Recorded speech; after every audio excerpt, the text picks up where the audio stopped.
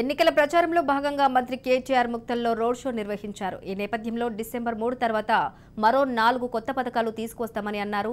400కి gas cylinder, రేషన్పై సన్నబియ్యం అందిస్తామని అన్నారు.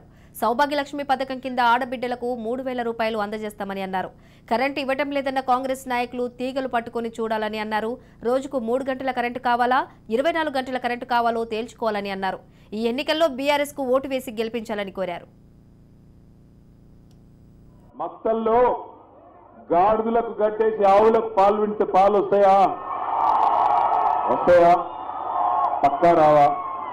ముండ్ల చెట్టుకు నీళ్లు పోసి పనులు కావాలంటే వస్తాయా? మరి కాంగ్రెస్ లో కోటేసి పనులు కావాలంటే అవుతాయా?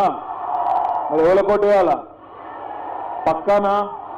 అక్కడున్న మా ఆడబిడ్డలు నవ్వుతున్నారు. మా ఆడబిడ్డలకు ఒక రిక్వెస్ట్ అన్నా, మరి ఇదివరకు కేసీఆర్ గారు కొన్ని మంచి పనులు చేసిండు. కేసీఆర్ గారు కొన్ని మంచి పనులు చేసిండా?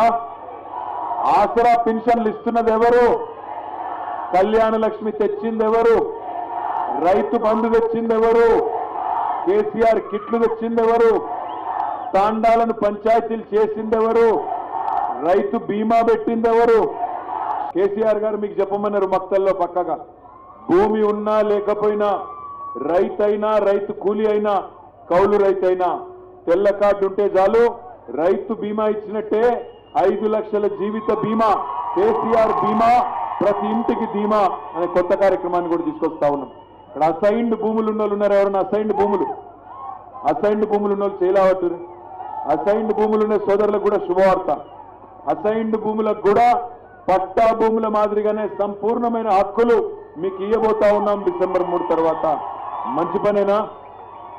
మరి మేమేమో 9.5 ఏళ్లలో ఏం చేసినాం రామ్మోహన్ రెడ్డి గారి నాయకత్వంలో, రేపేం చేస్తామో అని చెప్పి మేము ముంగట్టుకు వస్తున్నాం. మరి కాంగ్రెస్ వాళ్ళు ఏమంటున్నారు? రేవంత్ రెడ్డి ఉన్నాడు. రేవంత్ రెడ్డి చెప్తున్నాడు, కుల్లా చెప్తున్నాడు, కేసీఆర్ గారికి తెలివి లేదు, ఈ రాష్ట్రంలో అందరూ బీదా బిక్కి రైతులే ఉన్నారు, 3 ఎకరాల కంటే ఎక్కువ ఇవ్వలకు లేదు, 3 ఎకరాలు ఉన్న వాళ్ళకు అనవసరంగా 24 గంటల కరెంట్ ఇస్తున్నాడు కేసీఆర్, వేస్ట్. ఒక 10 HP మోటార్ పెడితే 3 గంటలు చాలు అంటున్నాడు రేవంత్ రెడ్డి. రేవంత్ రెడ్డికి కాంగ్రెస్ కు గంట తెలివి ఉన్నది. 3 గంటల కరెంటు చాలట. ఇంకా మీదికెళ్ళి ఏమడుగుతారు తెలుసా కాంగ్రెస్ వాళ్ళు?